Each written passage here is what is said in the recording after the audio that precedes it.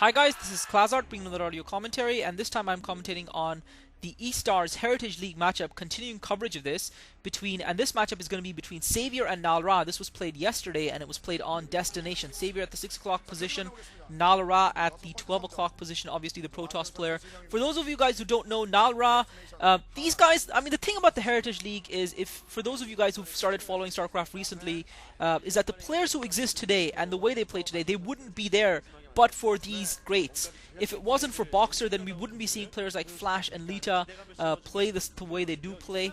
These guys innovated and created StarCraft. If it wasn't for NalRa, there would be no Bisu. If it wasn't for Savior, there would be no Jaedong.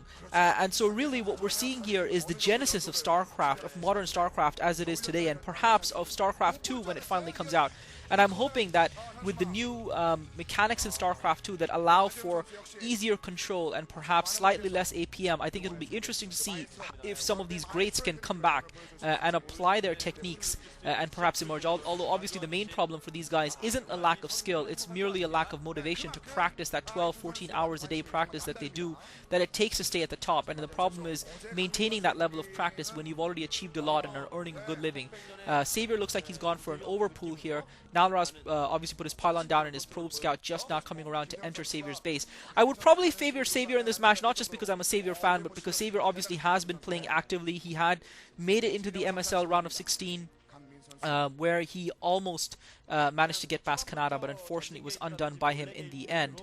But yeah, so he has made some decent progress. He has been playing StarCraft at a decent level compared to the to most of the other guys, and that's why Savior, Boxer again, who's just recently returned onto the scene, and Nada and Reach were probably my picks to do the best in this tournament, although there have been some surprising results of late. And I like this new trend that fans have got of wearing masks of their players' faces, although slightly exaggerated shapes, it has to be said. Savior looking a lot chubbier than I think he really is. NalRa with the photon cannon down, doing some excellent harass with that probe, delaying Savior from getting his natural down. Savior forced to bring a second probe out, finally managed to get that natural expo down, and then getting back into his base. NalRa with that probe scout in Savior's base. But yeah, NalRa on the other hand obviously has also kept in touch. I think the thing about the guys who are featuring in the league, each of them, most of them, if not all of them, have kept in touch with the pro scene in one way or another, either by being coaches or in NalRa's case being a commentator.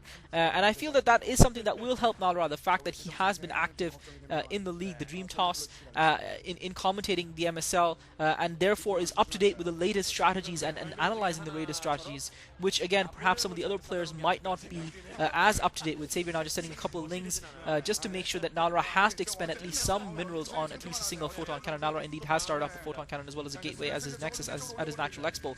But the key here for NalRa is going to be, I mean, we've seen NalRa play some fantastic StarCraft already in this tournament, and we've seen him take down Anytime as well in their mirror matchup. Anytime, who has been playing for the KTF Ace team, and Savior with those Zerglings, it looks like those Zerglings are able to hit that Nexus outside range of that photon cannon. That's horrible for NalRa.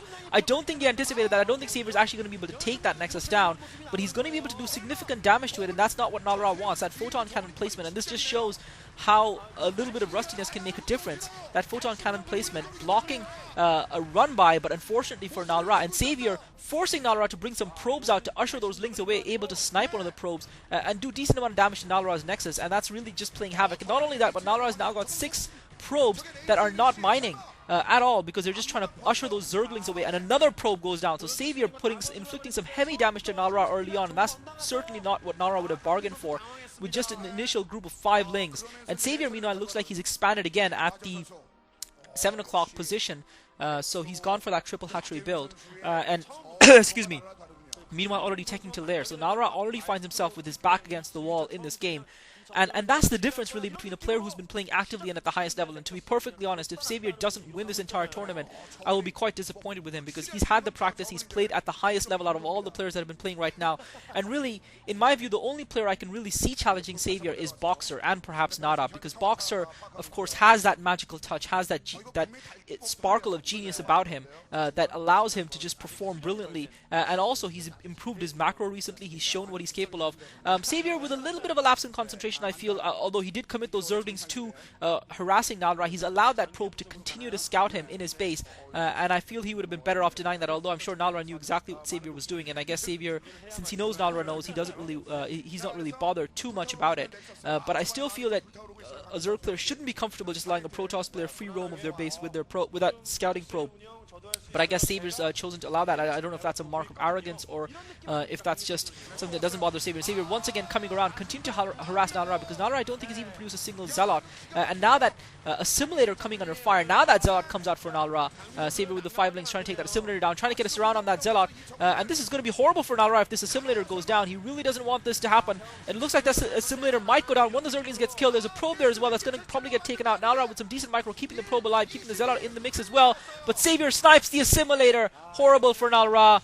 Assimilator sniped at his natural expo, and that's going to really put pay to any plans he might have had of any sort of a tech rush, whether he was trying to go Sair Reaver or Sair DT or anything like that. It's just going to slow him down so much, that the lack of that second gas, and that's just going to be horrible for him. Savior meanwhile with his Spire up, and he's just kept NalRa completely busy, and you can just see the gulf in class right now. And I suppose it's unfair to say, I suppose class is the unfair word to use here, but definitely the gulf in their fitness levels as far as StarCraft is concerned, in their match fitness, NalRa is just so far behind. He's just, you wouldn't expect a player to be able to do that kind of damage with just 5 lings, and it's almost like watching a pro Korean player take on someone who's maybe a B or A level player at ICUP. And I know I'm doing NalRa a great disservice by doing this. NalRa with his first Sair out now, Savior already with the Heartless Den up, as well as the Spire up. I don't think NalRa is going to even be able to kill a single Overlord, and it just shows you how far behind he's fallen in this game. There was an interesting discussion recently on one of the Wild Attack commentaries, and NalRa with that Corsair hammering away at that Overlord. I'm surprised Savior hasn't had a Scourge popping out yet, popping out more drones,